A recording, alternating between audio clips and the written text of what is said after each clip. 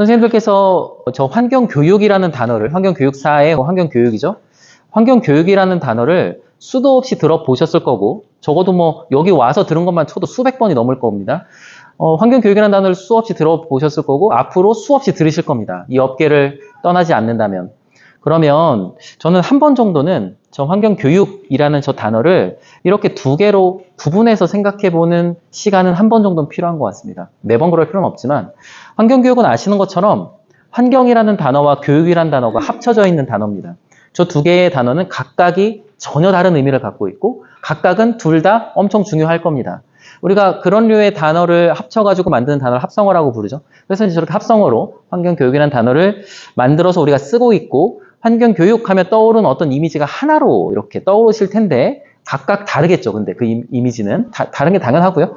그런데 저걸 굳이 이렇게 떼놓고, 이번에 한번 환경 그리고 교육이라는 걸 떼놓고 저 둘 중에서 나한테는, 선생님들 본인 개개인에게는 저 두 단어 중에 뭐가 조금 더 중요한가, 나에게는, 혹은 조금 더 신경 쓰이는가, 뭐가 조금 더 환경교육자로서 내가 환경교육이라는 거를 그 전까지 떠올렸을 때 어떤 이미지가 더 강했나, 환경에 대한 이미지가 강한가, 교육이라는 이미지가 강한가, 다 다를 겁니다. 그죠? 사람들마다 다 다를 거예요.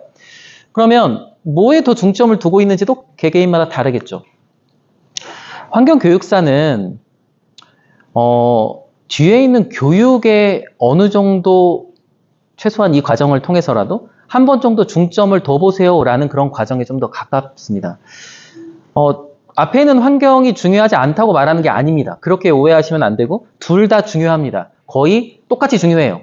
그런데 많은 경우에 저 둘 중에 뭐가 더 중요하고 이렇게 손 들어보세요라고 하면은 뭐 환경이 중요하다고 생각하시는 분들도 계시고요. 어떤 분은 교육이라고 손을 드시는 분도 계실 텐데 둘 다 중요하지만, 그런데 마음속으로는 환경이 더 중요하다고 생각하면 말할 것도 없고요. 만약에 교육이 더 중요하다고 생각하시는 분조차도 뒤에 있는 저 교육에 대해서는 조금 더 이렇게 계속해서 전문성을 쌓아가고 노력해야 되는 영역이라고 생각하지 않는 경향이 좀 있어요.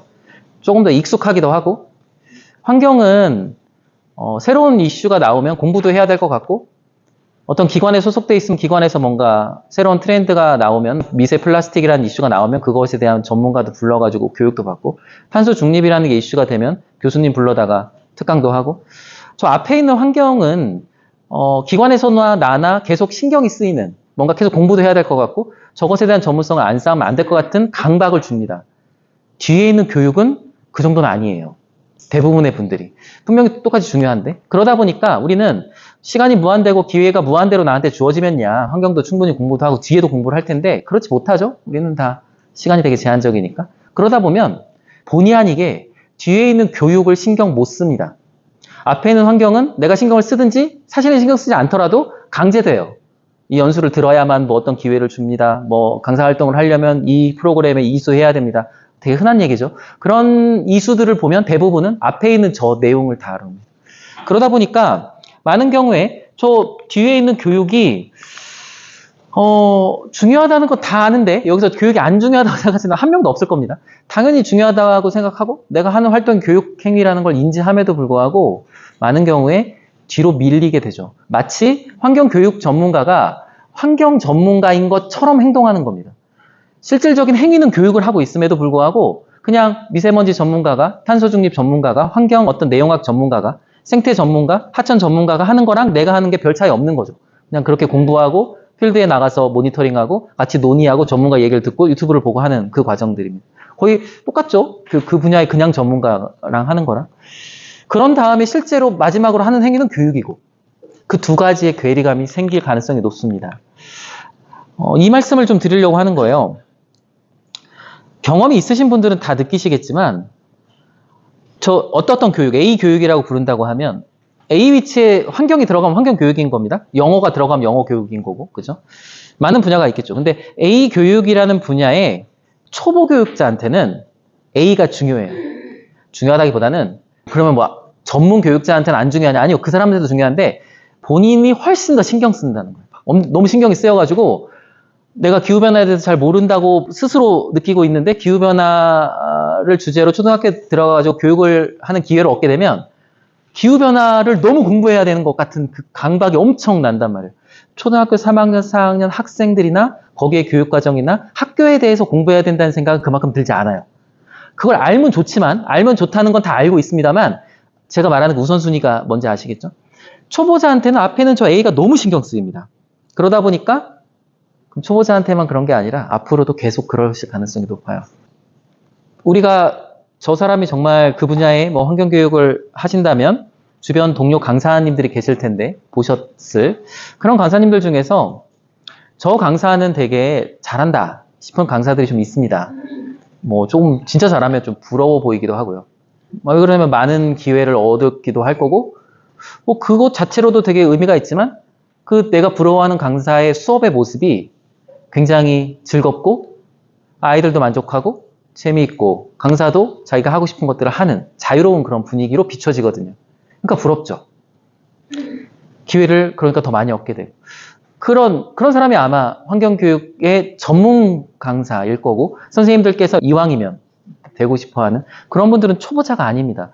그런 분들의 특징은 뭐냐면 뒤에 있는 교육을 잘한다는 거예요. 주변에 부러운 그런 강사님이 혹시 계시다면 머리로 이렇게 좀 떠올려 보세요. 그런 분들이 어떤 모습 때문에 내가 부러워하는가? 저 사람이 좋은 강사라는 인식을 내가 뭐 때문에 하는가? 그 사람이 내가 모르는 엄청 전문적인 어떤 지식을 알고 있고 막 외국 논문을 막 인용해 가면서 영어로 막 무언가를 할 때 저 사람이 너무 부럽거나 잘한다는 인식을 단 한 번이라도 해보신 적이 있는지 보통은 그렇지 않아요. 심지어 교수님들이 와서 그런 전문적인 얘기를 해도 저 사람의 강의가 교육자가 정말 좋은 교육자라는 인식을 하는 경우가 별로 없습니다. 그냥 그 사람의 지식이 내가 필요할 뿐이지. 그렇지 않습니까? 좋은 교육자라는 느낌을 준다는 건 뒤에 있는 교육과 관련된 전문성 때문에 느껴지는 차이입니다. 초등학생을 만나면 굉장히 초등학생에 맞는 그런 말투와 주제와 활동, 교구를 사용하고요. 유치원생을 만나면 언제 그랬냐는 듯이 갑자기 유치원 선생님처럼 굴고요.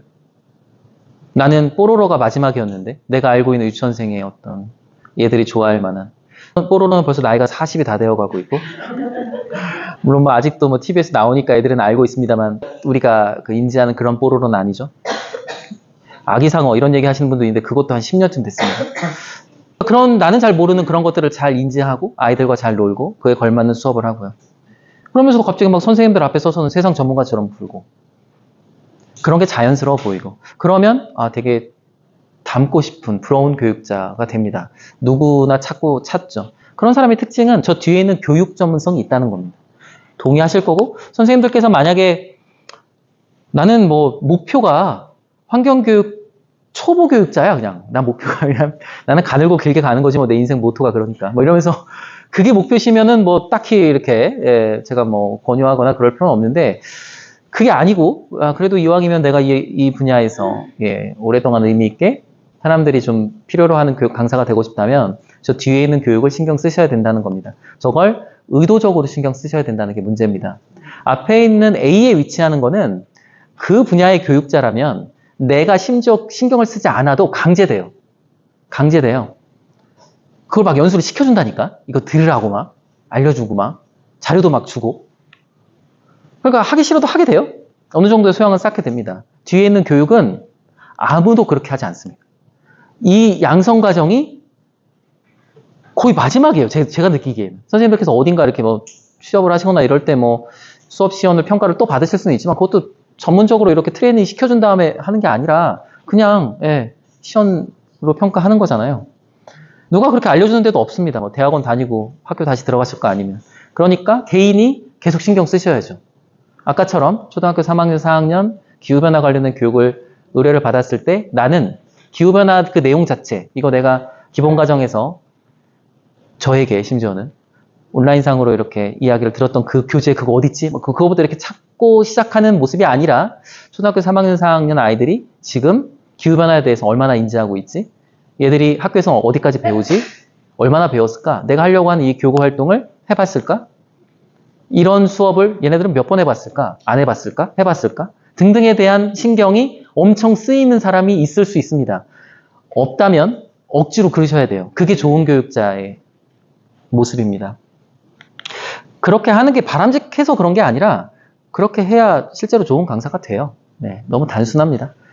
생각보다 교수님들이 좋은 강의를 못하는 경우가 되게 많은 이유이기도 합니다. 그 분야의 최고 수준의 전문가지 않습니까? 대부분의 교수님들이. 하지만 생각보다 많은 교수님들이 강의는 잘 못하는 경우가 되게 많아요. 그 이유죠. 그 분야의 전문가와 교육 전문가는 좀 다른 느낌입니다. 그래서 환경교육이라는 단어를 환경이랑 교육이랑 떼놓고 뒤에 있는 교육을 의도적으로 좀 신경 쓰십시오.